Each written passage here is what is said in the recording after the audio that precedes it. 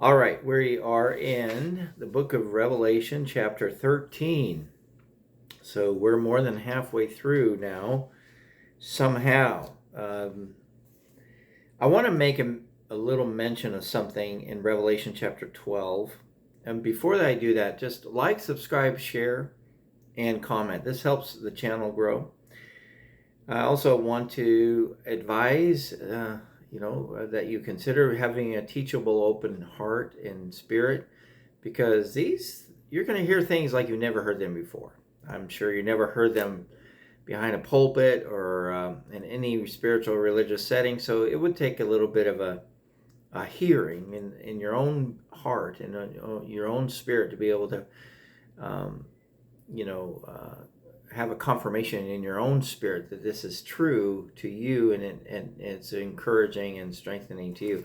Other than that, it's just going to be gobbledygook. If you don't hear it in your spiritual ear, that spiritual ear you have, it's just gobbledygook. But anyway, that's why people, when they talk about the book of Revelation, they create all kinds of cinematic crazy events like horses flying around and all kinds of things. I don't know why. There's a couple of flies in the room, so I apologize for that. But so if you see a fly flying around, that's why. I guess the Lord of the Flies doesn't like these vlogs. Just being silly. Anyway, this is not really silly, what we're looking at, but it is the most obliterated. What I mean, that this book is taught in the worst kind of way. It's completely and absolutely destroyed in its meaning with the Babylonish type preachers out there, and we'll be discussing more what I mean by that, because you're like, what's Babylonish preachers? It's the people of God in captivity, in essence, and so anyway. We'll get to that. But I wanted to mention something from chapter 12 that says, let me just look at it here real quick. It says, the day and night. So who is accusing them before God, our God, day and night? So this dragon, which is thrown down by the tail, and all of this has significance that we can't get to in 10 minutes, 15 minutes even.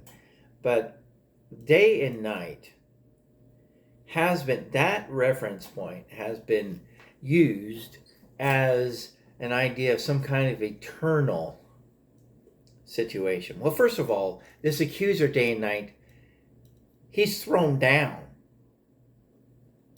So he is thrown down. Who's accusing them before God day and night was thrown down. So it's past tense there.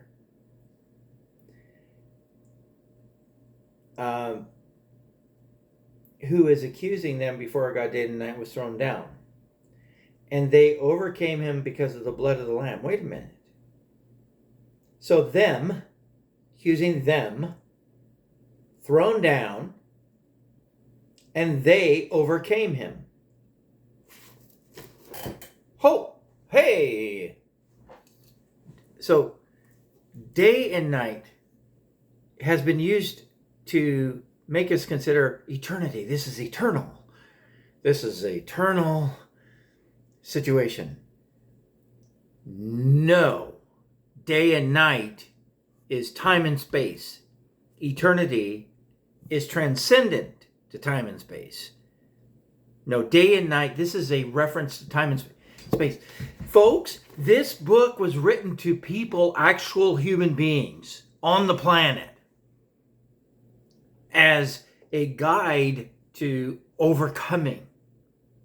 We overcome by the blood of the Lamb, the word of his testimony, by the word of our testimony, the blood of the Lamb. This is in time and space. This is terra firma. This is not a message about eternity. Not here. That's a big deal. That's a big deal. And look, We have to understand who the them and the they are. Overcomers. The overcomers get that thing by the tail. I saw Satan fall like lightning out of heaven. Overcomers. It looks like their overcoming strength by the blood of the Lamb, by the word of their testimony. Take that thing by the tail.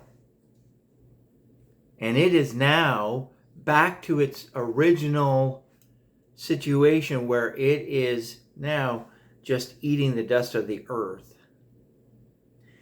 But it can't, notice it can't eat the land that swallows up the water. The water that's coming after the bride.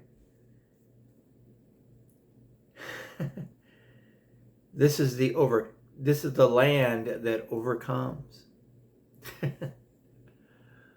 The earthy that overcomes. This isn't about eternity in some far off planet called heaven. This is about stuff happening on terra firma earth. Overcomers on earth as it is in heaven.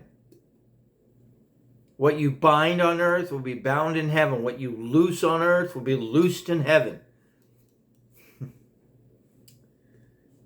So I wanted to go back to 12 and touch upon that.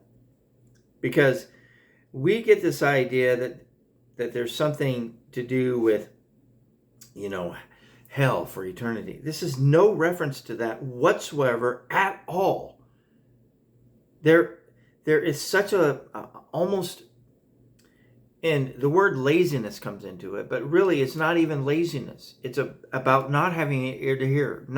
It's about really the book not being for many people that get up and preach the Bible. Revelation is not for them. They don't have a clue as to what it means on their best day. And it's not a criticism, it's the truth.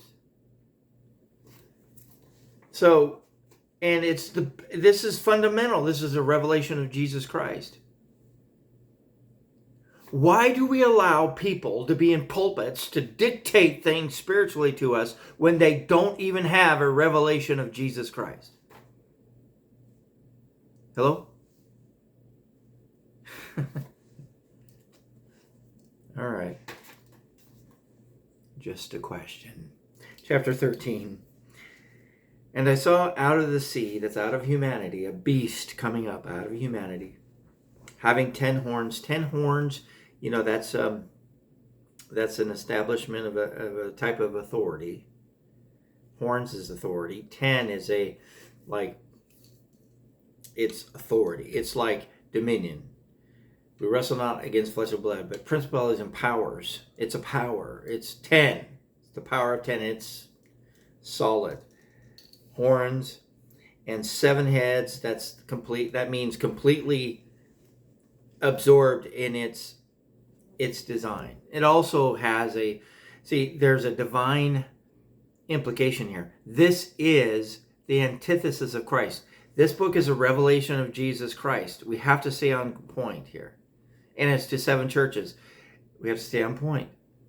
These 7 churches are being shown how to overcome, but they're also being shown all of the temptations that they're going to be exposed to that would get them off track and that they would stop them from overcoming, because it's religion, folks. I'm telling you, it's the beast. It comes out of humanity, but it's religion. I'm telling you the truth, because this is a revelation of Jesus Christ. Therefore, it's a revelation of the antithesis of Jesus Christ. It helps us to get a better backdrop and picture of the distinction between the knowledge of good and evil, which is death, which is hath God said. This is the thing that the serpent loves more than anything else. There's nothing more the serpent loves than to sit and in religious to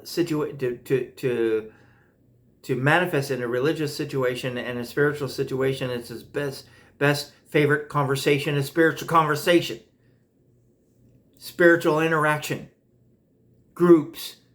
There's groups. Everywhere you look, I go onto Facebook, everywhere I look, there's a religious organization, and it grieves my heart. I mean, people who are actually getting some kind of like, they're getting somewhere in Revelation, but they still, all they know is, well, we have to make this into some kind of group, an organization. We got to lift up somebody as the primary speaker, and like, and we have to write a book, and we have to, we have to on Facebook, and we have to make sure, everyone knows that I know all the truth. Nobody knows all the truth. All we know is we know the one that knows all the truth. We have all the truth within us. Jesus said to his disciples to say, look, just don't prepare, because the word will, when you're being accused and you're coming up against these people, just the right words will be right there in your mouth. It wasn't that they had some kind of head knowledge, like they knew their doctrine correctly, and whoa, we're going to put you in jail and stuff. Well, let me tell you, quote some correct doctrine that I got from a friend behind the pulpit. No, it's the Holy Ghost. It's the Ruach HaKodesh. It's the Spirit of truth. It's the life. It's the very life of us, the essence of us. It's what makes us alive. It is the actual life. It's that important. It's just the revelation of Jesus Christ we're talking about. We're not talking about, some kind of lofty thing. We're talking about the thing. And religion is just, it's like an octopus. It's like, it's got its tentacles everywhere. Even in those who are starting to come to their senses in terms of getting into some truth. We have thought, we have this Babylonish, we'll get there, this Babylon, God's people in captivity, whole design, and everything looks like that. Everything seems like that. This is not going to deliver creation. You can preach the gospel to the nations of the world and think that's it. That's what we got to do. That's what they do. Religion, we just have to preach the gospel to all the nations of the world. That's what we're supposed to do, is preach the gospel of all the nations of the world. Preach the gospel. And guess what? It's been done and done and done and done and done. And guess what? The world is still a mess. People still dying.